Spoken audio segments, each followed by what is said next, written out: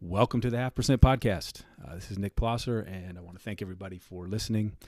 And if you could do us a favor, make us part of your feed, hit that subscribe button wherever you listen to podcasts, Apple iTunes, Google Play, Stitcher, TuneIn, Spotify, iHeartRadio, all of the above. Would really appreciate it. My guest today is Peter Doyle. Peter's a major in the U.S. Army. He serves as the physical therapist and director of human performance for the 101st Airborne at Fort Campbell, Kentucky. And Peter has had a really interesting career, been all over, as many people who spend enough time in the service do. He's traveled quite a bit. His family's gotten to see quite a bit. And other than that, Peter, just on a personal level, I found him to be really a positive, dynamic guy, man. Just a great ambassador for a career in the Army. He was really candid with us and went into depth on quite a few issues. And I found the talk fascinating and really enjoyable. Peter's just a really positive dude and really cool to talk to. So, Peter, thank you. And without further ado, let's get to the show. Okay, Mr. Push-Ups. Let's hear your story. It's not just the uniform. It's the stories that you tell. So much fun and imagination. From now on, you will speak only when spoken to.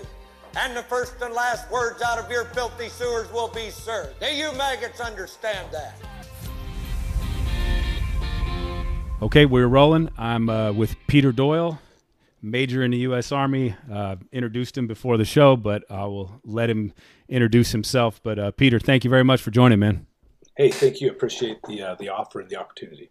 Yeah, absolutely. Well, the 0.5% Podcast is about getting to know people that choose a career in the military, and hopefully getting some funny, ridiculous stories along the way, man.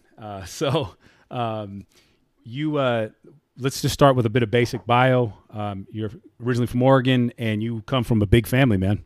I do. I'm number 8 of 12. We had a bunch of boys and 5 girls, so 7 and 5, and then just crazy. Your poor parents, man. Absolutely. Irish Catholics. You know how they roll. Right. Okay. There we go.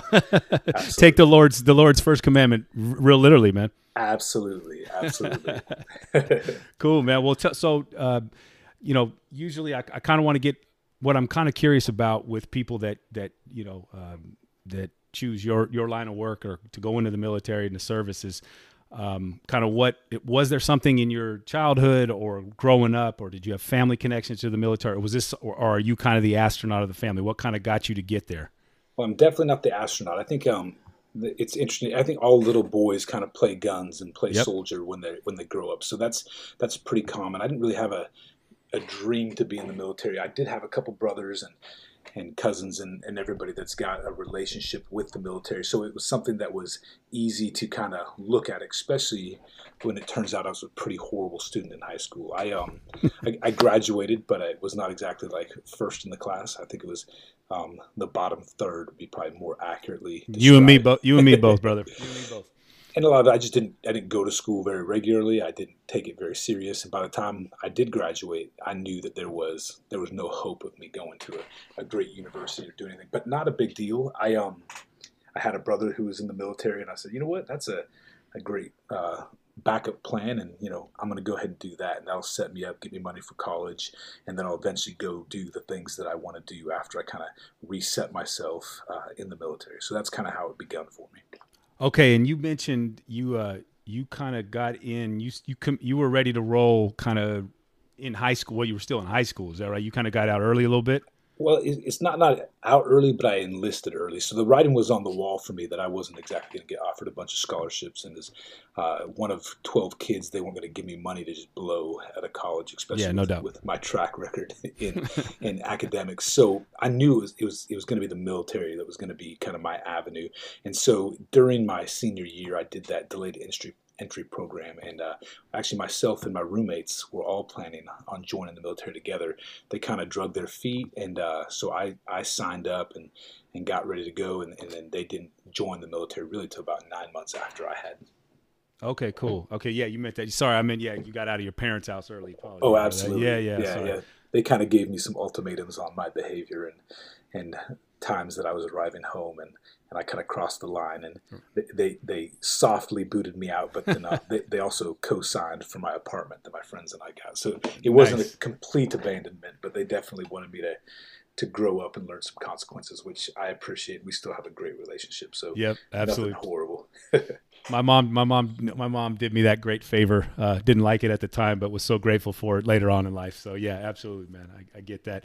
Did you did you have initial plan when you went into service did you have initial plan to do a 4-year stint, and then you had some career plans beyond that, or did you kind of think maybe this was something long term? So I was looking at it as a glide path to pay for college. I'm a physical therapist now, I think, as you mentioned, but it's something I wanted to do. There was a friend of mine whose dad I really thought was a cool guy and did a great thing. He was a physical therapist. And so that was kind of like in the back of my mind. I wanted to do that. And the military was a way to pay for that for me. So it wasn't initially a plan to stay long term. I was going to get in, get the education money, and get out. But things morphed over time. So so yeah, that answers the question. You were pretty set on becoming a PT early. So what were the things once you got in that kind of and so sorry, real quick, I had a question. So the military paid for you to go to school at a regular university, civilian university, for your PT school? So it did, but it's a civilian university that's affiliated with the military. So what I did was I did the basic 4 years. I met my wife during that time, and I re-enlisted to go to a kind of a cooler unit while I was in the Army, and also kind of see where things were going with my girlfriend, now wife at the time.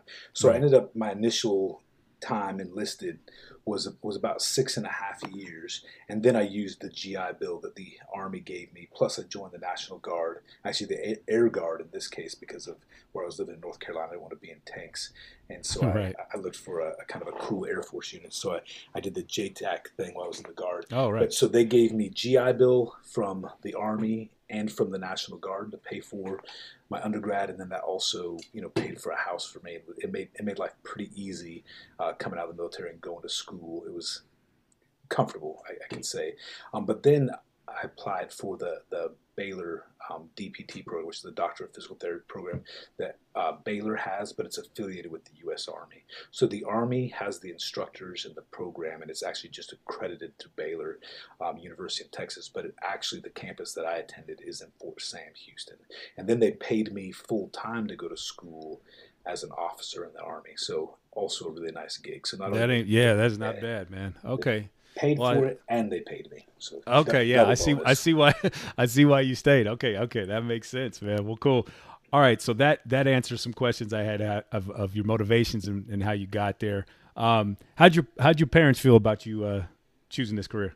They don't really have any reservations towards the military. My family, and I think most American families are very patriotic. They look at the military as what it is. It's we all need national security and protection from whatever there is. We're a powerful superpower, and there's a lot of competitors and near peers and other nefarious forces also that are looking to have what we have. And so I think they value the military, and I think they're very proud that 3 of their sons have joined the military. So it was not discouraged at all. They were quick to sign, and they had to sign me in because I was a minor when I did my delayed entry program. So my parents had to sign the paperwork to allow me to get in the military.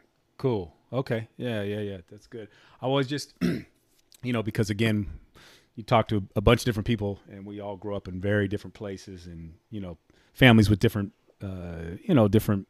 My parents were Berkeley 60s people, and not necessarily anti-military, but I come from a huge family of military people. And so up until that, my mom's generation. So it's just kind of interesting. I was going to go in the Marine Corps, and her attitude towards it was a little different at the time. So I'm always curious to see when I talk to people how their families responded. You know what I mean? And then you said you met your wife during that time. Was she also in the service? No. So actually, I was a young private at Fort Bragg, North Carolina, and we would go to college towns to meet women because Fort Bragg is very, very heavy populated with men. In college towns, it's about the opposite. We used to say Chapel Hill was like shooting fish in a barrel, I guess is what we called it.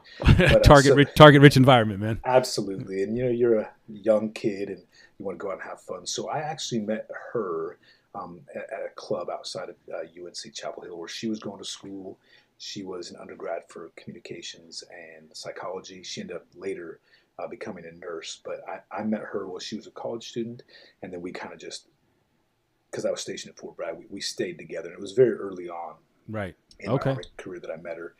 So some interesting, challenging things that she's had to deal with a dumb young soldier, but but a lot of fun and a great relationship now. Awesome. We have 4 beautiful kids, so happy. But yeah, I did meet her because of the military, and then I actually stayed in the military longer because of her. If I hadn't been serious with her, I probably would have gotten out after my first term of enlistment and gone to school, probably in Oregon or in Washington State or California, some on the West Coast, where I identify as being from.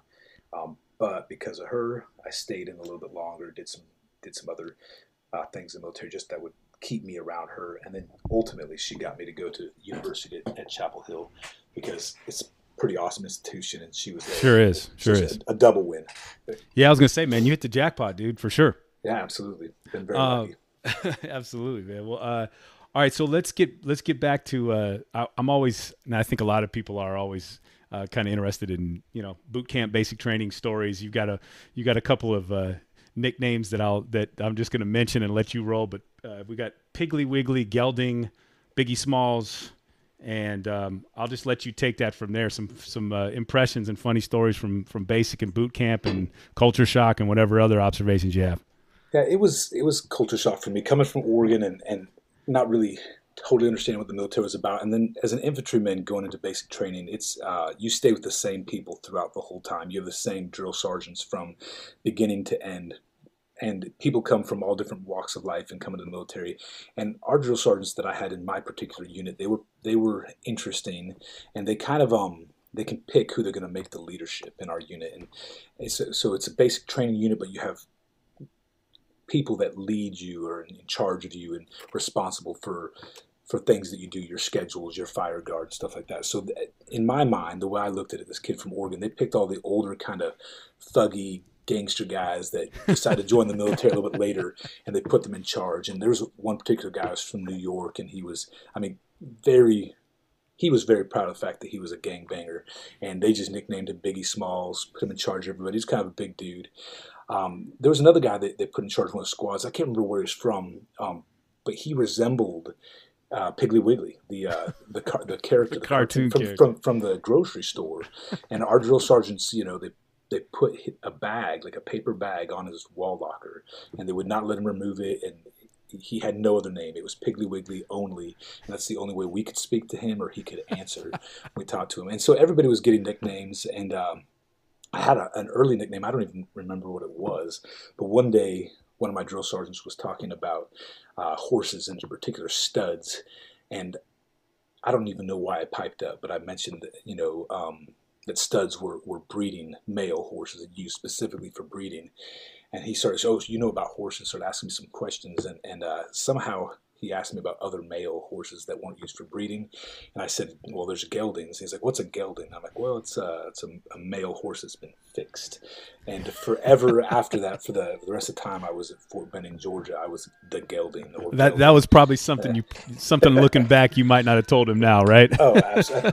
I think if I've learned anything in my life, it's and I like to talk, and I'm pretty glib, but it's maybe think before you say things, and maybe assess the situation a little bit better. So I guess I'm still learning that, but I do understand that's an issue for me. But it gave me a funny nickname, and it stayed with me all the way up until the point where the drill sergeants marched us into airborne school and turned us over to the black hats, or the instructors of that school. And then that nickname died, and I pretty much lived by my last name from then on. And then just to clarify, your boot camp was at Fort Benning in Georgia, is that right? Absolutely, yes. Okay, all right. And is that where all airborne go to train? Like the Marines have Parris Island and out here, I'm drawing a complete blank, near San Diego. Yeah, so it's just down the road. But is that where all airborne goes? So it is where all airborne goes for airborne training, but it's specifically for like how you guys have Parris Island, and Yep. and it's it's the home of the infantry, and now it's the maneuver center. So when I went to basic training at AIT there, only infantry guys went to school there. That's morphed now, and now they have basic training for all different types of MOSs or career specialties. But at the time, it was just infantry, and then after your basic and AIT was finished, no matter where you went to basic training. At the time, Oklahoma was where artillery went, and I think Knox or something was where the tankers went. They would all, if they were going to be airborne, usually not tankers in that case, but they would go to Fort Benning for airborne training. And that could be early in their career or even later as they're going to an airborne unit. But yes, it also trains the Marines and the Navy and the Air Force airborne soldiers as well. Okay. Camp Pendleton. God, I'm drawing that's what it is. I've passed it 1,000 times in my life and it's dropped off. You're not one of those Hollywood Marines. You went to the real one. Right? No, I'm just playing. I'm just teasing. There's so much funny back and forth between Marines, and you hear them, well, Parris Island, it's Pendleton. It's the best. No question, man. No, it's funny. I was like, because I was I didn't end up making it, but in 2004 I was going to go into to OCS and go back to Quantico to do training, and we went down to Pendleton a few times, and the naval a staff sergeant I had at the same time, some of the guys were talking mess about the Navy, and the staff sergeant said, hey man, don't ever forget that if your sorry asses ever need a ride, we've got to hitch it with the Navy. So just remember that. and so that always kind of put things in perspective to me. But it does, and I think the military's got so much fun rivalry, and we talk a lot of trash on each other. But at the end of the day, we all do love each other, and nobody is an island that can stand alone. And the Marines know they're dependent on the Navy to get them anywhere, and I think the Army understands that with the Air Force as well. And it's true. I mean, what's an infantryman by himself? He's nothing. I mean, he doesn't have bullets. He doesn't have beans. That's right. He can't really do anything without all the support from all the other branches and the other MOSs and AOCs in the military. Yeah, no question about it, man. Yeah. So now your basic, now this is, you knew you want to be a PT at this time. Now you still, is it the same thing with the Marines where, every Marine is a rifleman? Is it every airborne guy has to be jump qualified, do all that sort of training, even if your job was you knew you were going to be a PT? So we're different than the Marine Corps, where I would argue that every soldier is not necessarily a rifleman or an infantryman. We all have basic soldier tasks that we're trained in, but we're a larger branch, and I think there's more specialty type jobs, and it's definitely different. And my first enlistment totally absolutely nothing to do with a PT, and now being a PT has absolutely nothing to do with me formerly being an infantry guy or even a JTAC in the Air Force. Oh, okay. The skills don't translate at all. The only thing I think that really translates is you get the skill badges and the buy-in from doing kind of the cool Army infantry, airborne ranger stuff, that when now you're a medical provider, people trust you more, at least soldiers do, if they know that you've gone through what they've gone through and they've seen. So not a very small percentage of the Army would go through airborne school, and the vast majority of PTs, an even smaller percentage, would not be going through airborne school or those kind of things. So it's definitely, I think it's more specialized in the Army. But they're different. They're different animals. Those two services. For sure. So it's interesting to look at them. But as a physical therapist, it was a great stepping stone for me to have had the prior Army experience.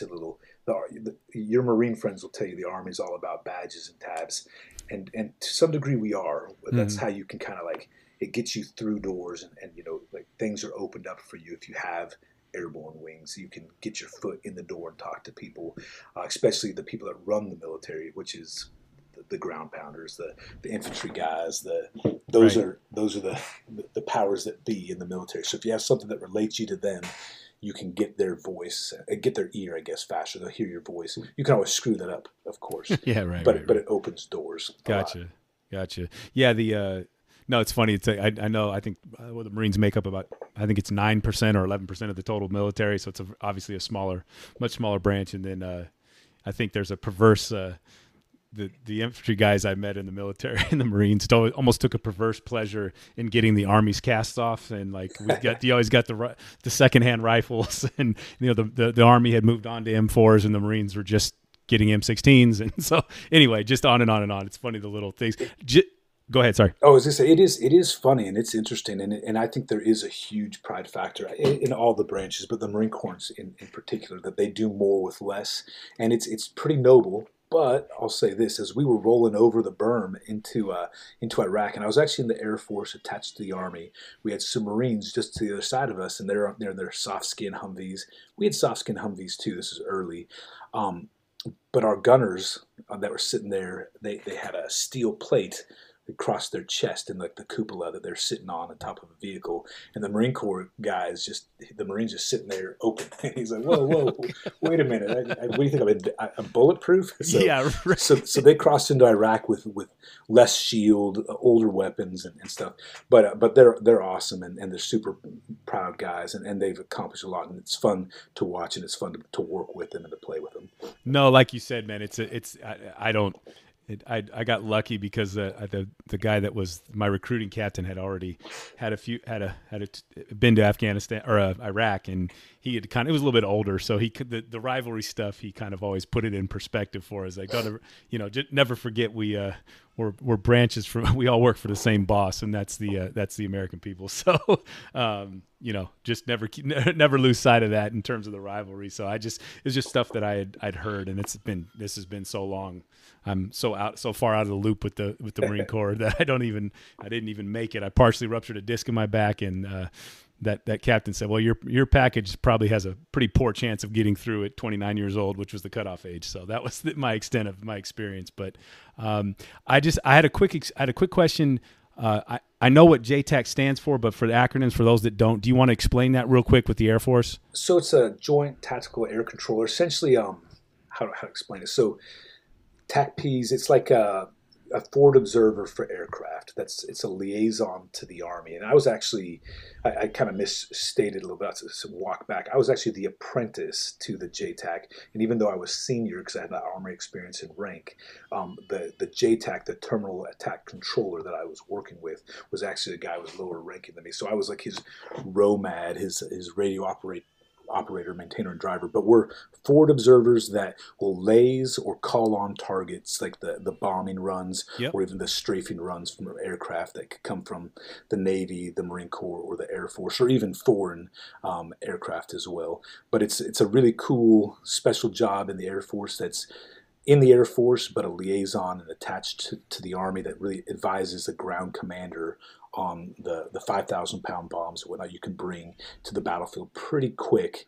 And so it's awesome, it's exciting, and then the commander on the ground, obviously, whether it be the Marines or the Army, they decide where you're going to place that, but you're the person that controls that munition in that platform onto the target. Yeah, I was the reason I kind of wanted to key on that when you said that is that when I was going, I visited all 4 branches when I was thinking about signing up just to see what was on offer. And I just remember going to the Air Force, and I thought that job sounded almost cooler than any other job. You know what I mean? So, I just remember that. I always thought that sounded like a really awesome job. So thanks for explaining. It's funny, when you're deployed with the Army and you're in the Air Force, I think there's a little bit of a jealousy thing there. And the same thing when you're with the Marine Corps. They look at the Air Force like, man, these guys are really, they're living the good life. Good life. We were a very small team that brought a specific, set of munitions and just the power that the Air Force brought into the fight. And there wasn't a bunch of us attached to an Army brigade, but the Army guys would always want us to pull security with them and do their little, I don't know, the details, like beyond, the TOC guard list and bring people into the Tactical Operations Center. And we'd say, hey, no, we have to be available for our job. We're on call for that all the time. And then they try to get somebody with rank to look in. There's actually a memorandum of agreement between the Army and the Air Force where the Air Force people generally don't do those Army things for the Army. But when they'd push it every once in a while, if I was being funny, I'd look at their name tag and then their U.S. Army tag, and I'd look at you and I'd say, "Use Army, us Air Force," I point at my own and say, "We're going to do our thing. You have a good day." do your day. Have a nice day. Absolutely. But really, joking aside, it was about being available. And when you only have a small amount of people that can do tasks, you definitely don't want to put them in charge of the burn pits for the dung for the camp. So. Yeah, right. Exactly. No question, man. No Absolutely. Question. So before we get out of basic, you've got a few stories maybe you can quickly go through that I kind of found amusing, man, with the the brown recluse spider and the guy that was dead and then not dead and a few others, man. So if you wouldn't mind just ripping through those real quick, I kind of enjoyed it. So the Army, I think they're trying to stress you out when you're in basic training AIT, and there's a little bit of I think there's not a little bit, there's probably a lot of lying that occurs to a soldier who really doesn't know any better and has no way of fact checking anything. You don't have internet access, you don't have a phone, and so your drill sergeants will tell you things, and you pretty much just believe it at face value. One of the things that we definitely knew would happen is that if a soldier was dropped out of our training for whatever reason, we had this bay that we all trained in, and as they dropped off, they would just flip their bed up, make it, lock their locker, and they were gone, and we never saw them again.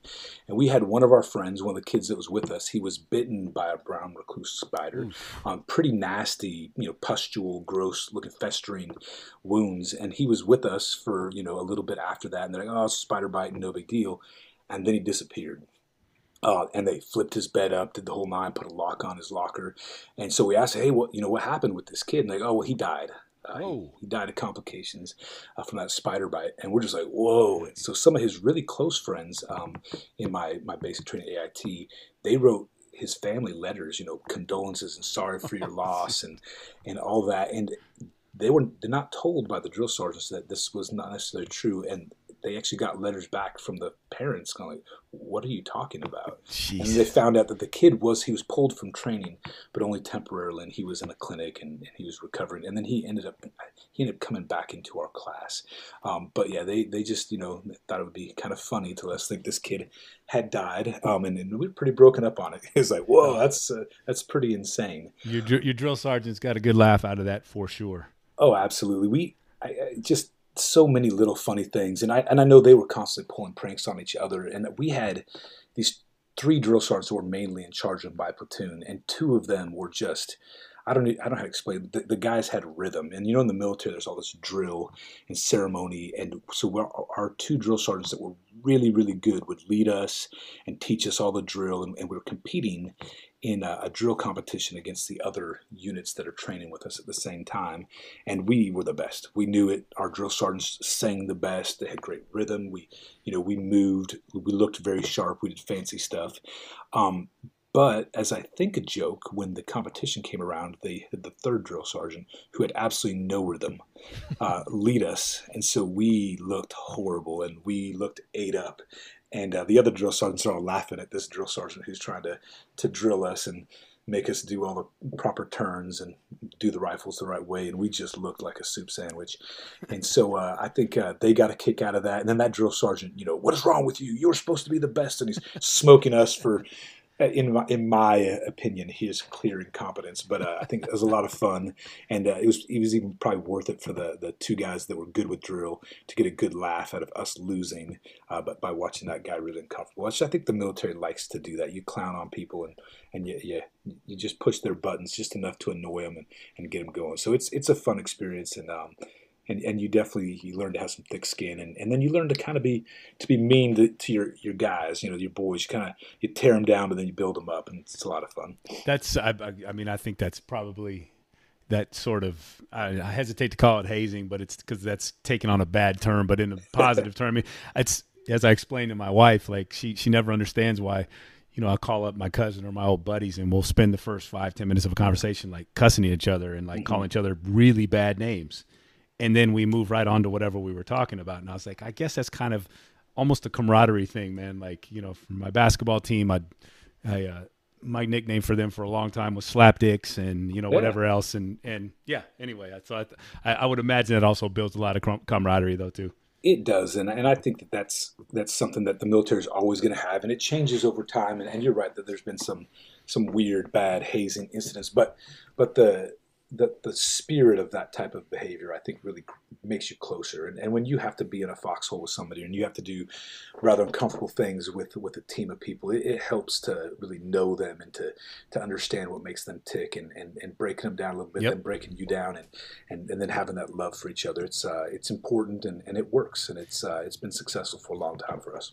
I worked for a head coach named Max Good who coaching basketball for 45 years and at Loyola Marymount here, and still in touch with him. But he used to say that the kids don't care about what you know until they know you care. And I learned he's got more colorful curse words and insults than anybody I've ever known, but he really cares about his kids, man. So I always thought that was definitely true in terms of building, and especially even more so with what you do, because the stakes are so much higher, Absolutely. Yeah. So, and then real quick, man, I couldn't get out of this without the one story. I'm milking it for stories, but you got a Kevlar helmet and a nickname Head. Oh, I almost forgot to go there. So we had one kid in my unit who literally had the biggest head I've ever seen on a human being in my life, and I've been around for a while, medically and otherwise.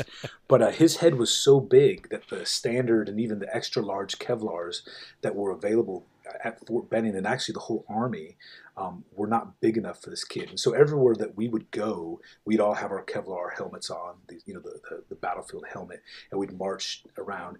But he didn't have a helmet because his head was literally too big for them. He had to wear a soft cap, like the military patrol cap, and even the largest one of those, they had to cut a triangle out of the back. Damn. And so it was probably an extra 3-inch triangle at the bottom just to get the largest cap on his head. But the Army, ordered from the manufacturer a larger Kevlar and had it special made for this kid. And the good news was, it got there right before a pinnacle of the training, where we had to do our confidence courses and do our big climbs and show that we were not afraid of heights and able to work in that kind of environment. So he got his Kevlar the day that we arrived at the confidence courses. So he marched the confidence course. We went up and were climbing all these obstacles, and he was kind of in the middle of the pack to climb up to one of the taller, it's probably, 2 or 3 stories or whatever, high. And then it was basically one tree to another one, and 15, 20 meters between the trees, and you'd have to navigate on a rope, a climbing rope that you could go underhand or shimmy across the top, or however you wanted to do it. But the kid gets up there at the top of the first part of the obstacle, and they're like, okay, now negotiate to the other side. And he's like, no. And he's just terrified, and he's holding onto the tree with like a death grip. And they keep it, you need to get out there or we're going to kick you out of that tree. And they're yelling at him. And he's like, nope, not going to do it. Not going to do it, shaking his head. And so finally one drill sergeant climbs up there, tries to pull him down. He can't get him down. They have to have 2 or 3 guys up in the tree and physically and manually pull him out of the tree and lower him back down to the ground. So the very same day that he got his special Kevlar head, also got kicked out of the Army. And because you can't have a guy that's deathly afraid of heights and will refuse an order just because of a fear of heights. So, that's right. Yeah. So he left, and they took that giant Kevlar after they threw up his bunk, and they put it on top of his wall locker. So we saw this giant dome that was very Darth Vader-esque, or actually not Darth Vader. What's the cartoon? Not the cartoon, but the knockoff of it. I'm trying to remember. Lord. Oh shoot! It's the Mel Brooks movie. Darth Helmet. Darth Helmet. Yeah. Darth Helmet. Yes, it was more like that. It was ginormous. So, Schwartz is bigger than mine. Yeah, absolutely. Yeah, exactly. No, it's obviously the stresses that it puts on. You find humor in it later, but I'm sure Head was broken up about it. So. I'm sure it was, and I've met some guys that ended up getting out of the military for things like that, or even I had a guy he was a machine. He was this big, giant, corn-fed kid from Wisconsin, a Hispanic dude that was just a horse. He was a big, big man in every way, and he was awesome. I was in a weapons squad at the time, so we had machine guns, and he was my ABAG, and he would carry everything, and he was just super strong and super motivated. But he looked bad in military uniform because he was big, just a big dude. They ended up kicking him out, not for failing anything. He passed his PT test and everything, but for just appearance in the military uniform, which I disagree with. I don't think interesting. I didn't even know that was a thing. I'm not a fan of it, and to be honest with you, this guy was a benefit to the team. A pack mule, but he was a good guy too, and so it was awesome to have him. But he got out of the military, and I think he was probably pretty bitter about it. But we reconnected later on, and he actually went into the Guard afterwards. He got back in the military because he hadn't failed any standards, and he still does it. And he still loves it, and he's grown. And although I think that was unfortunate for us and for him, it's a thing. Not everything's perfect. But yeah, there are some bitter stories. Yeah, in there yeah, as well. for sure. But he loves the military still. As they actually just reconnected with him about a year ago, so it's interesting. Nice, nice. Well, so after basic, you get in. Now, where have you spent time, if any, overseas in your time? So when I first came in, I stayed at Fort Bragg and just did training and fun stuff, and then did Army training up and down the East Coast. And then I got out and joined the Guard, and that's the first time I deployed to Iraq. And then I came back in as a PT, where I was stationed in Texas going to school, and then Virginia. I was at Belvoir in a hospital, and then I got assigned to another infantry unit, but as a physical therapist in Italy with the 173rd Airborne. So I actually did go back on jump status for that. So I stopped being a leg for a few minutes. So I lived in Italy, but then immediately deployed to Afghanistan with that unit, which was tough, but also a really rewarding experience. It was neat to provide care for the guys that were like I was as a kid. But I'm telling you, when I was a kid growing up in the infantry, we were playing and it was training. There was nothing that we didn't get called. The flag didn't go up. I didn't have to do anything crazy. These kids had to do it, and they've been doing it for a long time. And, right. And it's tough to see those kids and what they're going through and the loss that they've had. But and my wife too, she was over there in Italy, and when the families would be notified of a death, a lot of times the women would be together. And I think that probably hit the women harder than the men, because the men were separated geographically across Afghanistan. Right. And so we knew and we'd hear of it, but the women were there, comforting each other. And it's so interesting. But out of sight, out of mind type thing with when you're doing it and some guy goes, you just kind of have to, you still got a job to do, but I imagine the wives and the families back home have to deal with the long-term effects of that right away. So yeah, that's a good point, man. Absolutely. And I was fairly new to the unit. Like I just got there before we deployed. So I had formed a lot of the relationships. And the more you know people, obviously it hurts so much more if it's family, that kind of thing when you see it. So as the time went on, as the physical therapist for the brigade, I would go and see all these kids all over Afghanistan and get to know them and get to meet their medics and their teams. And so it gets tougher as you go. But being with the 173rd is awesome. It's a great unit. Sky Soldiers, they're fun, they're cool. They've got a ton of Medal of Honor winners. They've just been in really tough and awesome situations. But then I came back and we lived in Italy, and with my family there. I mean, my kids have been like 40 countries, just traveling. Nice. Asia, all of Europe and North Africa. So really, really cool, great, fun experience for my family after the tough experience of that deployment. So now where exactly in Italy is this? So it's northern Italy. It's very close to Venice. It's in Vicenza, Italy. So it's near Padova, Venice, and Milan. It's kind of sandwiched between those major cities. It's awesome part of the country. It's right off the Alps. Beautiful, great wine country, great cheese, great olive oil, great people that really took good care of the military. So I was in it's Caserta Ederle, which is like the post name for the 173rd headquarters, and then at Caserma del Din, the two little army installations right there in northern Italy. Not a bad place for your family to do some time, man, for sure. Not at all. And I think it really was special for my kids and for my wife, because I've been fortunate that I've been able to travel because of the military, but the civilians don't really get that. But then when you get stationed overseas, they really have the opportunity to see the world and see a little bit of what we see in a little bit less threatening manner. And they just really embraced traveling and looking at other people's cultures. And even while I was deployed in Afghanistan, they went to tons of countries, just packed the kids into the van, and my wife drove all over. Yeah, being in that proximity. I did grad school in England for 4 years, and definitely used that time to go to every single country I could get into when basketball season and school wasn't in session over there. So it was, I agree totally. Great experience. Let me ask you this, man. So you said you were in Iraq and also Afghanistan. What were, and you can talk about as much as you're comfortable talking about, but I'm curious as to your opinion in terms of, like, what were your impressions going into those places? And then obviously you saw the results, man, like, guys getting injured and having to rehab, and you were in charge of that. So kind of, did your view of the whole thing change? What were your impressions of both Iraq and Afghanistan, and where were you? Oh man, so it's I don't know. It's kind of it's a tough question because it goes back to the military, and you could even ask like, is there a reason for being there? And I think ultimately there is. I mean, there's definitely some problems, specifically when you're looking at Afghanistan, but the same thing in Iraq, that we feel like we can help the people in those countries.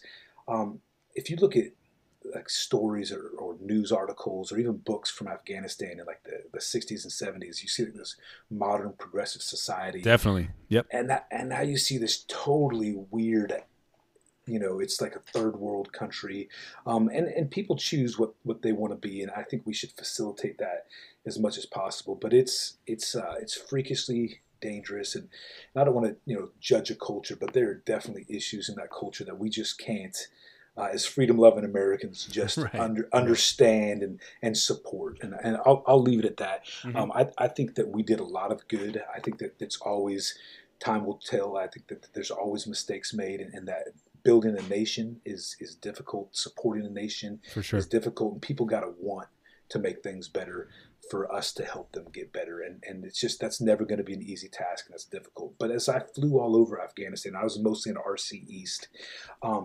You would see how beautiful that country was. Yep. And it's pretty sad that it's been torn by war for so long, and even before us with the Russians and everything else. But it's beautiful. There's some great people there. They have the civilian population, the people there, they protect strangers. There's a lot of love there. So there's goodness, but it's also sad to see the way that they live and just how little we can actually do to bring them along and improve them. Iraq, totally different. I had no idea what I was going into. I wasn't really worldly looking at it, but it was crazy. And we got there before a lot of the VBID, the really lethal IEDs were going off. And I traveled from Kuwait. This is after the initial ground invasion for the Second War. So as things were just starting to be figured out, as we were kind of occupying space, and I went from Kuwait all the way up to Baghdad, and then I was mostly on the eastern side of the country in a place called KMTB, or Kirkush Military Training Base, pretty close to the Iranian border. We had that sector from Baghdad all the way east, up north. I think Mandalay was kind of like our northern border. Beautiful country. I've driven through Babylon and orange fields and Wow. across the Tigris and the Euphrates and seen, but then also sad and crazy. And their cultures, it's just different. I mean, different than anything you've seen, even if you've been to other parts of the Middle East and in North Africa and Europe and Asia, whatever. It's tough. I feel for those guys, and they were terrified of us when we got there. I mean, the ground invasion had just gone off, the massive air campaign, and that's a scary, scary thing. So we would drive by, and we'd try to throw candy to the kids, or like if somebody sent me a blow-up ball, I'd throw it to the kids. And at first, when we'd throw stuff, they'd run away because they thought we were trying to kill them. Yeah. But obviously not what we were trying to do. And then they finally figured out that they could talk to the soldiers, and they started selling us stuff, cigarettes and homemade Coke, or I don't know, whatever it was. Right. Yeah. And it's sad to see that kind of poverty. It's sad to see what they're going through, and I believe in my heart of hearts that we try to make those places better, and that we have very good visions. But we've made some mistakes along the way, and that's, I think anybody will tell you that as they're looking back. And it's hard to unseat a government and all the people that are in positions of power, and that have the ability to make the government work, and just totally, we'll call it de-Baathification of Iraq, and get rid of that political party, and then expect them to be successful. And they've been struggling with that ever since. And the people that took power after the normal political powers were forced out. I don't think they necessarily had the best interests of the people. They may have had the best interest of their maybe their family or their clan, but not the whole of the people in Iraq. And there's interesting divides in the Middle East that I think come from well before that war. I think that the British and the French have some responsibility on who was in power and what the ruling classes were. But it's difficult, it's tough, and it makes me sad to think that we're still having to do what we're doing in both those countries. Yeah, it's really, I've studied quite a bit, as much as a civilian can, obviously, to try to pay attention and try to understand what was going on during that time. And, I had a couple of Kurdish classmates were in grad school who would, go back in the during the off time and fight with their local militia and then come back to grad school, and just had some really interesting. But I find that whole thing, obviously, what you said about nation building, that's a separate thing. Whatever side of the divide you fall on that's not the point of this of talking to you about it. I was just curious of the impressions, and it's really interesting. I'm curious of the impressions of someone who was actually there in your capacity. So I appreciate you sharing that. And it's, I think it's probably it's something that's faced whether it was my stepfather who was in World War II and the surrender of Japan and having to deal with a place like Iraq, which was run by a dictator, man. We had to do it for the Nazis. We had to do it for, and similar thing. I mean, that was a totalitarian society. And then on top of that, you add, a minority population of Sunnis ruling a majority population of Shia, and then you have Iran's influence, and where you were close to, and so there's just so many. The Middle East is always that way, you know what I mean, and it goes back thousands of years. So it is, and it's interesting. And we've in the military, we partner with a lot of the other Middle Eastern countries too, and that's been a really phenomenal experience for me. And I think in Afghanistan, the closeness that I have with the Jordanian army was pretty awesome. I was working basically at Charlie Med, like a medical company attached to the 173rd. And right next to us, we had the American surgical team and then also the Jordanian surgical team and their officers. And they were awesome. We would dance with them, we'd party with them, smoke and talk. And those guys became really good friends with them. And they gave me, the Jordan River water. It's like, I had a little story about Jesus and how he was baptized, and then this thing that they give to the friends of Jordan. And so great relationships with other countries, and seeing how those people from the Middle East are also, vested in the security and the safety of that area. So it was good to work with those guys and kind of get their feel for what it was too, because it's different. I mean, they see the world from a different set of lenses if you live in the Middle East, or 100%, man, born in the Middle East. And it was good to have kind of confirmation that at least these guys would thought we were doing the right thing, and we're helping, try to make it a more stable and safer environment for everyone worldwide, but especially there in the Middle East. Yeah, for sure. Yeah, it always is interesting, and I think that leads back to a commonality, that people in the service have. They get a chance to travel, and I've been lucky enough to fill up a couple passports in my life too, and live in a bunch of places. And I think that's just an education you can't get in books, and it's sitting like you have with whether it's Jordanians or other officers from other militaries of other countries, and you get a chance to break bread and have a drink and have a smoke with these guys, and you really. It's always been really fruitful for me, man, and I'm sure you feel the same in sense of like just the downtime and talking about family, religion, girls, life, sex, whatever the case is, and you realize commonalities and differences in people that live in that neighborhood, man. That's a dangerous neighborhood, man. So, it's cool to get that point, really interesting and broadening, hopefully, to get to point of view. And it's something that I think in the military probably does a good job of exposing soldiers to that. Absolutely, and I think it's one of the reasons why soldiers are so well-rounded, and they not just soldiers, but military in general. Right. Unless they're like just barracks rats and they never leave and experience. We're put in so many great opportunities to see the world, and even the difficult positions like the combat positions.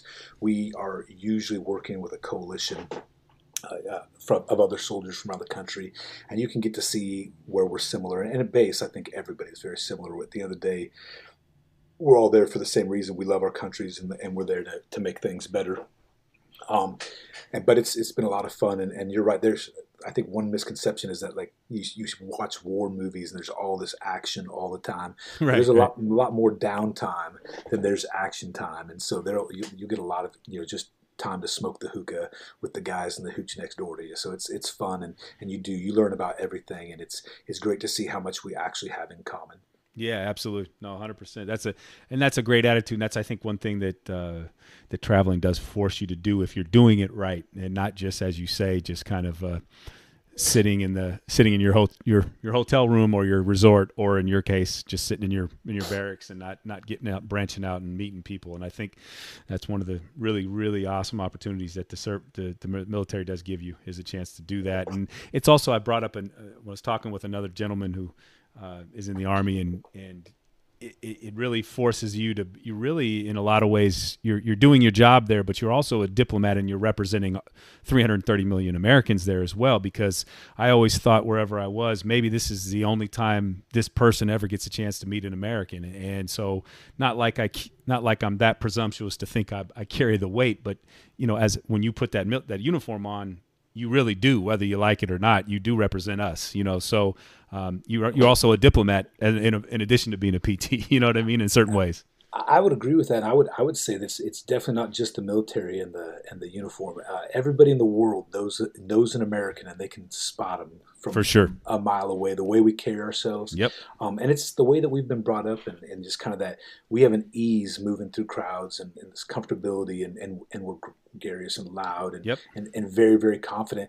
And sometimes that's off-putting to people. I'll For be sure. honest with you. They see that, and like the loud American is kind of this ugly picture that you'll see, especially in Europe. For sure. But at the end of the day, I've never met anybody from Europe when they get to know an American who's not just a clown, that really has a lot of respect and love for those people that are choosing to immerse themselves in somebody else's culture. And Americans do that, and sometimes it's just voyeuristic tourism, whatever we go in.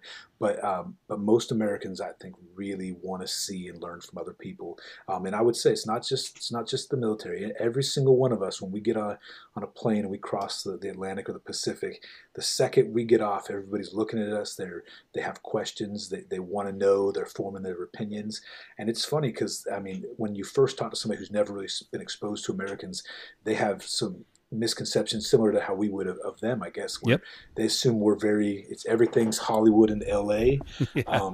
And it's they can't even fathom that people grow up on farms or grow up or even how big America is. One of my Italian friends, and he's traveled Europe a lot, but he was very excited because I was telling him after I was leaving Italy, I was going to go live in New York. And he's like, "Oh man, I need to come visit you." I'm like, I'm not. You can come. You are more than welcome, but I'm not going to be in New York City. I'm going to be in upstate New York. And Right. and I don't think he had the concept of how far away Fort Drum, Watertown was from New York. And he ended up going and visiting New York City. But as much as I love upstate New York, and I'm hoping I'm not giving them a bad name, but it's not the kind of place that most tourists want to go. No question. But question. I will say I love the North Country, and that's some of the greatest people that I've ever met, and a hidden jewel in the military. Sometimes you hear bad talk about certain places that you can be stationed in, and I think just off the tip of your tongue, people will say Fort Polk, Fort Drum, those places I'd never want to go. I absolutely loved my exposure, my experience at Fort Drum. Loved the weather, loved how beautiful it was, and I loved how close I was to Canada. Niagara Falls. I did a recruiting video for Fort Drum. Oh, okay. Glory. Those guys are fun, and it's the civilians there are really, really cool, and they are very pro military, and they love the service. So that was a great exposure for me and my family as well. Yeah, you just hit up on everything you've just said right there. I've experienced and I've attempted to convey to people here about being overseas, whether you like it or not. The tension is on you. I think it's probably just because I wear shorts everywhere. I mean, you can kind of that's one thing, everybody. But no, you're 100% right, man. No, and I guess that, as you mentioned too, it goes both ways. You go meet people and they're very curious because of obviously our media and our place in the world. I think it's similar to that old, if we were in the Roman Empire and we were stationed in North Africa, the locals would probably be those damn Romans, blah, blah, blah, until they get to know people. And I think that's what's so important about, as you say, smoking hookah and breaking bread, having a drink, that breaks down those things. And hopefully you get out of that you do have a lot more in common as human beings than not. And so... No, that's a cool experience, man. I think you've been really fortunate to have gone as many places, and especially being able to take your wife and kids there as well. Absolutely, yeah. It's been great, and it's funny. Like, you quite often get people who will say, thank you for your service, and I appreciate that. That's awesome. But I would say that the U.S. government has given my family and me a lot of gifts, and we talked about from the very front. They paid for my undergrad education at UNC, and then they sent me to Baylor for my doctorate, and it's just a drop of what we get for serving. And we don't do it for that. I mean, we serve because we're serving, but it's really, really cool how people really open their hearts and their doors to American veterans and service members, and really take good care of them. And I've had, I mean, people can tell we're military because of our haircuts and stuff, and people go out of their way to buy you a drink, ask you questions, even throw meals at you and stuff, which is, it's, you know, he's like, you don't have to give me a meal, but it's you can tell that people appreciate it, and that's everywhere. I've been all over the States, and it's really, really a cool experience, especially to meet older veterans too that are now thanking me for what we're doing in Afghanistan and Iraq. I'm like, man, I'm a physical therapist. Like, you were a door gunner in Vietnam. Like, I can't even. You propped us up. Like, you're the man. Like, you're my hero. I'm like a medical officer. I don't, it's not even the same world. But that's a lot of fun, and it's been cool. And I will say, going across, no matter where I am, even across political divides, whatever, Americans are very, in my experience, very appreciative of the military and go out of their way to do good things for soldiers and for our counterparts in the Marine Corps, Air Force, and Navy as well. Yeah, that's interesting. I did a show with a guy named Jay who's also in the Army, and we touched up on that thank you for your service thing. And I remember after 9/11, you'd see obviously the operational tempo was pretty high, so there was a lot of soldiers deploying, and you'd see them in airports everywhere at that time. And so I was always curious about that. I never really said that, but because I didn't want to, because my stepdad was, grandfather's uncles, stepdads, all going back to World War I, and they always said, don't ever say that to me.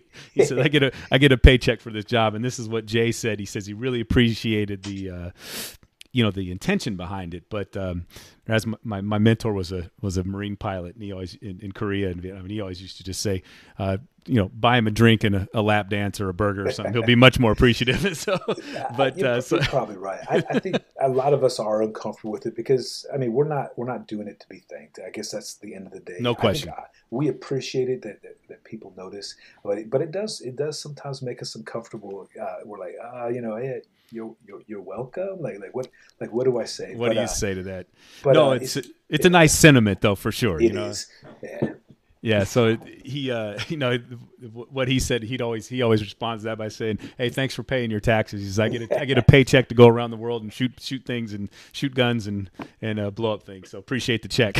So it's true, and it's a lot of fun, and we do get paid to do some pretty awesome things, and once you sometimes get away from those fun things, it almost makes you sad because, like for me, growing up as an infantryman, and even when I was in the Air Force, like the jumping out of airplanes, the blowing stuff up, and I still shoot and do the Army things, but I'm not jumping out of airplanes on a regular basis anymore, and so you miss a lot of that fun stuff, and whatever little touch that we can get, we're always going to grasp onto, and I've been in the military for over 20 years, so sometime in the next 2 to 10 years, they're eventually going to kick me out, I imagine.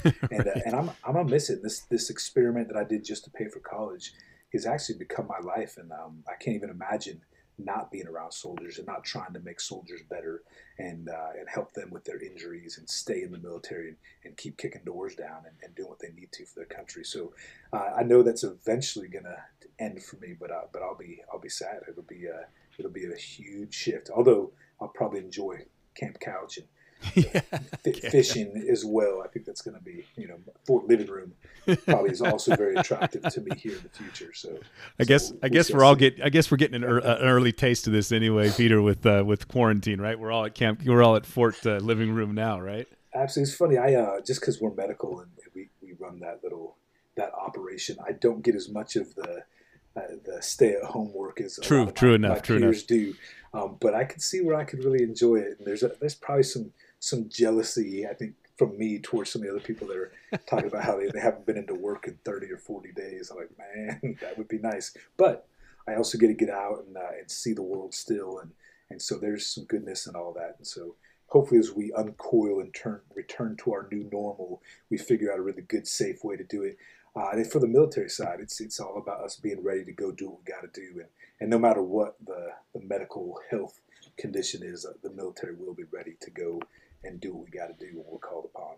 And we currently are doing it right now. So that's great. Yeah, I've seen that. I was going to say, you guys get rain, sleet, shine, pandemic, zombies, whatever. You guys gotta be out there doing it. So absolutely. So yeah, for sure. I kind of wanted to just you mentioned in before the show, you kind of mentioned just a couple of things. Like you get it. I think you're probably doubly fortunate in the sense that, you know, you get a chance to do a cool career, cool job. But within that cool job, you know, being a physical therapist, you're in the business of helping to heal people, man. So like, you kind of had you mentioned it earlier, but in Iraq, Afghanistan, I'm pretty sure that those kids that you saw that really embraced their getting back to what they're doing and had some pretty horrible injuries, that was probably an inspiration to you as well, right? It really is. And I'll tell you what, that's a constant inspiration. And we go in spurts of where we see it, depending on where we're stationed. And when I was in school in San Antonio, specifically, that Center for the Intrepid, the amputee center, the amputee care, it's just seeing, you know, soldiers, Marines, sailors, airmen that have, you know, blast injuries, missing multiple limbs, burns, you know, large percentage of their body, and their desire and their drive, not only just to get healthy and back to somewhat normal, but to get back in the fight and serve is really impressive. Actually, when I was in the 173rd, there was a platoon leader, and I didn't see his injury. I saw the aftermath, and I wasn't even the guy that did his rehab, but he was, while I was the PT for his brigade, he was a platoon leader with one limb, you know, Ranger, wow, infantry guy, jumping out of airplanes, jump master, doing the full hood, and he was harder than anybody. And right, it's just like, wow, this dude's got one limb, and he's doing the road marches, and he's doing the whatever, and it's inspirational, and it's cool to see. And I'll echo that. In San Antonio, I would play games when we were rehabbing the amputee soldiers and Marines, and one of the games we played is dodgeball, and they wouldn't want you to pull back on them. They wanted you to really play your heart out. They wanted to either win or get beat, you know, fair and square. And literally it got to be fun. Like you're trying to knock a dude off of his limbs. And yeah, right. Which you'd only get that in that setting, right? Like any other setting, if you saw it outside of the context, you'd be like, "What are you doing?" But you know, you understand that, man. Yeah, that. I'm sure my kids are like, wow, you're real mean. I'm like, hey, these are guys that are trying to get back into shooting at people and to, you know, doing INTs, like, you know, like reacting to actual combat contact. And so playing a little dodgeball and getting hit with a you know, a foam ball or a hand four-square ball, not a big deal. These kids are tough. They're really tough, and they want it. And they don't want it to be easy. They want to know that they can get back full on into the fight. And time again, I've seen soldiers just overcome, you know, horrific injuries that are part of what we do. And it's amazing the human capacity to work and strive to get better. And it's amazing what we can do naturally, and then what science and some orthosis and stuff can really help a person get back into and live in. And what you can see a guy with a claw arm, what he can achieve and do, it's just really impressive. And not just to be somewhat normal, but to be lethal, to get back into the fight completely. And it's pretty impressive. Yeah, that's cool. Anyway, I've got personal experience with, you know, PT and even my little partially ruptured disc. It's just amazing to get to the right. I had a PT, Michael Moore was his name of all things, but this is up north of Sacramento. Not that Michael Moore. Yeah. But this guy, I mean, I went to a couple of different ones before I got to him, and he just gave me some really practical things. He was a wrestling coach, and he challenged me, and like it got me back to where I was able to play basketball again for another 6 years overseas, and you know, he just was, yeah, it's amazing. And that's just a disc injury. I can only imagine. You know, the gratification and the challenge you get from guys that with that kind of injury and seems, you know, obviously you can repair the parts of the body, but the mental aspect of that, and I think challenging them and treating them as normally as possible is probably a key part of that rehab, as just as any physical thing you could do. Absolutely, and it's cool and it's inspirational, and it's just a little sidebar on that. I think they purposely used to march like the basic training kids in San Antonio past that Center for the Intrepid, because when you're on sick call in the military, you have to go to the hospital. The hospital's right next to the amputee care center, and so they march these kids with their, you know, hangnail or their, you know, whatever, stubbed toe, and they'd walk past a guy with literally 95% of his body is burnt and he's missing a limb, and they're like, maybe my hangnail doesn't hurt that bad. What's your excuse today, man? But you said about the back. I'll tell you what, it's that the back and disc problems and just the back in general, it is such a monster, and you can see the studs of the world, operators, athletes. When that back is bothering you, it's a monster. So No question. just getting people that can help you with your mobility and getting your core strength back, and letting you know it's okay, it's normal, and you can overcome this and be fairly normal as long as you're doing your maintenance stuff is good. And I'm sure it helped you having a coach. It's kind of like me having like the Ranger tab or the No Airborne doubt. wings. When I talk to a soldier, it's a buy-in. That's like, hey, I'm going to listen to this dude. He's like a Division I college wrestler or whatever it is. He knows what he's doing. He's competed at a high level, and so I use that a little bit myself, just to get my foot in the door. To get some buy-in, yeah. No, and it's no. Go ahead. Sorry. You could have two equal guys tell you to do something, and if you believe in one guy, not the other, you're going to get better, and you're going to listen to, and you're going to do what the guy that you trust and you believe in, and you understand he's got similar experiences. It helps a lot. So it's certainly true in basketball, man. The having played and kind of been able to talk to guys about in-game situations definitely helps with buy-in when you're trying to teach them a concept or alter their shot or something like that. And this guy, walking in, I looking back, I don't know. I mean, I've been to a couple other PTs before, but walking in with him and just his whole bearing and how he kind of right away was very matter of fact and challenged me, man, like a coach would. I'm sure that was part of the reason I was so, was fired up to do what he said. You know what I mean? So I'm sure that's part of it. Well, so I'm glad you're able to get back to a high level with it, because it's tough. People sometimes. It's a disc injury. It's a big deal. I've seen it firsthand what it does to, like operators and like super athletes. So it's I was a mediocre, very mediocre D2 level on my best day basketball player, but I can imagine. But when it hit me, man, it would incapacitate me, man, and that was just a partially ruptured disc. So I can, that pain for months and months until I went to this PT and he helped me change a few things, man. Like it was to the point where it kind of almost paralyzes you, man. And I can only imagine, high level operators in your business or whatever that the soldiers that you have, man, with really bad injuries, man, that takes a level of mental fortitude. I don't even know if I have that. So that's even more impressive, man. So anyway, it's amazing to see what they come through and what they do. And they surprise me all the time, but it's a constant. The human spirit will always drive on and continue to strive for the best. So it's been good to watch. Yeah, for sure. And that's rewarding for me as well. That's what I was just about to say, man. That if all of us should be so lucky to have a career like that. So, and that kind of leads me, like, just to kind of wrap up, man. Like, do you? So now you've been in over 20. You said 20 years in the Army, and have your views of it changed, or how have they changed, or what? And obviously, you're grateful for your time there. What are things that the Army, the military does well, and what are things that maybe it can improve upon? Just general kind of observations on your part as you kind of enter the tail end of your career. That's interesting. I think what's probably surprised me the most is how much the military just is America. It's a microcosm society, and I think you know that, you feel that. But there is, we talk about there's only a small percentage in the military, of the U.S. that joins the military. That's right. But it's a small percentage of everybody. You're going to get your cowboys from Texas, your hippies from Oregon, your beach bum from California, and your Midwestern guy. You get everybody. You get New York. You get Biggie Boston. Smalls from New York.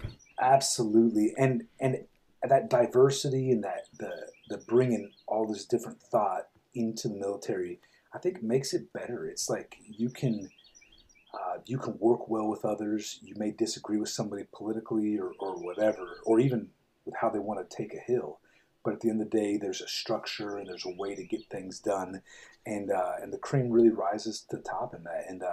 And it's fun, it's cool, it's social change all the time, and it's the front leading edge of it. Sometimes that's scary, but it's good. The military has always been at the forefront of that kind of stuff. Yep.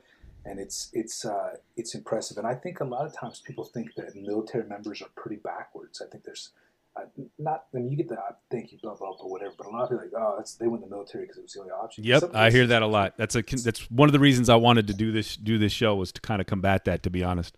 And in some cases, they're not wrong. I mean, for me, I could have gone to community college. I could have done, these other routes, but the military was a great opportunity for me. But I think I liken it to the GI Bill. I think originally when the GI Bill first started, I don't think that anybody in government thought it would be as successful as it was. I think they said, hey, we'll give this little gift as a token of our appreciation to veterans. But in reality, GI Bill has been so successful. Every service member that gets on that, they get a degree, they get training, and take for example, I was a less than average, horrible student as a kid. But you give me a little structure, you put me in the military, and you grow up a little bit. I went to pretty decent universities in Carolina and Baylor. I was wildly successful. GPA night and day difference, and more challenging coursework, whatever. But I had grown up and I had the military expose me to things and make me think different and make me more disciplined. And so that's been good. Overall, the military is constantly changing, but it's always the same thing. It's always these people that want to serve, that want to protect their country, and want to do right by the country. So it hasn't changed in that way for me, like where I expect it to be one way and it's totally different. It is. I mean, it's harder, it's easier, it's better, it's more fun, it's worse than you could ever imagine at different times. But it is, like I said, I will miss it when it's done, and I'll probably somehow have to reconnect with prior military members in some way, if it's even just to drink beers at a VA or something when I get no older. question.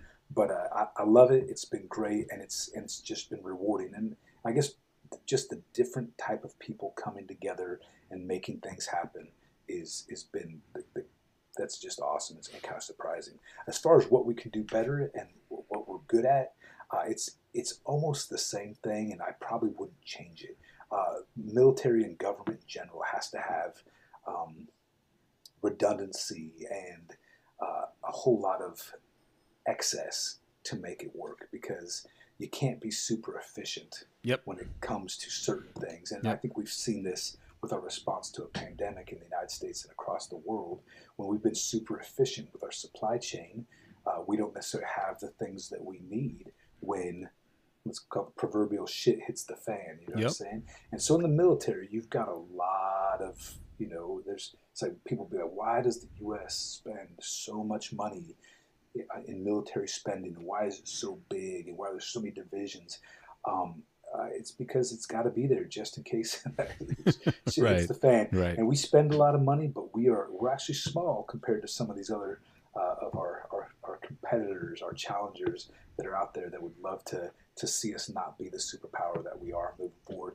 And at the end of the day, I think it's a good thing that we're here and that we're capable and that we feel very comfortable competing with even our near peers in a successful way. Because to us, winning matters, and it matters a heck of a lot more than a basketball game or a wrestling match. Sure enough. And it matters not just to me; it matters to everybody that there's my fellow Americans, no matter what their political views are or what they think. So it's big, it's powerful, and that's a good thing. But it does have a little bit of excess that's built into it, and I'm okay with that. Sometimes it's frustrating to see that because you love efficiency. Like, take with supply.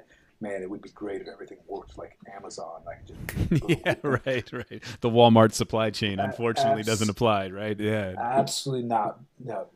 Bullets and bombs are different, and we have to handle them different. That's right. And we're going to have to store some things, and we're not going to be as agile in some ways, but more agile because of it. So it's cool. I love it. It's been a lot of fun, and I know it will continue. Past my time in. You brought up something interesting, and it's a discussion I've had with quite a few Westerners whether I'm in Europe or Southeast Asia or North, whatever, which is the military question of big. And I used to, when I lived in Taiwan and China, I used to always said, 70-80% of the world's goods come through the Straits of Malacca. And I said, who do you think patrols those waters?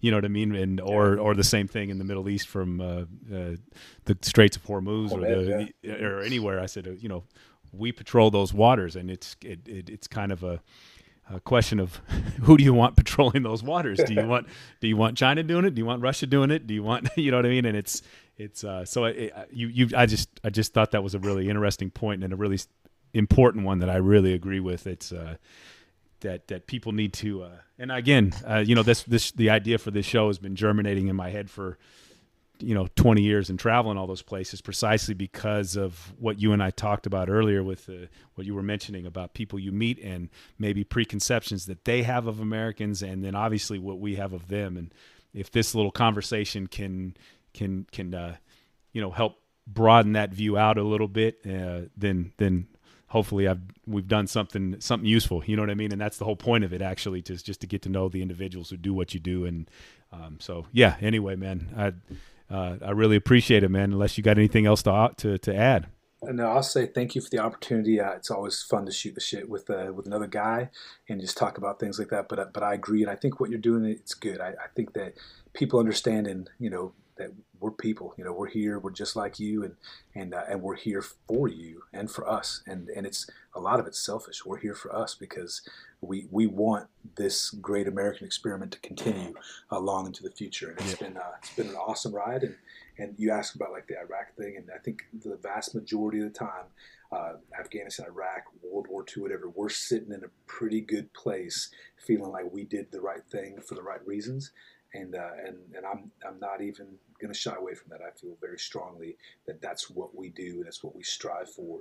And but thank you for the opportunity, and thank you for the time, and enjoy the rest of your afternoon. Yeah, man, I appreciate it. Before we get out of here, man, I just a little housekeeping, but we're this podcast is available on iTunes, Google Play, Stitcher, TuneIn, iHeartRadio, all of the above. And but yeah, once again, Peter, thank you for and please thank your wife for loaning you out to me for a Sunday afternoon. But I really appreciate you sharing your experiences, man. And hopefully, we get down the road, you feel like you want to chop it up again, we can do this again, man. So, but I really appreciated you being candid and sharing your experiences, man. And I really enjoyed it.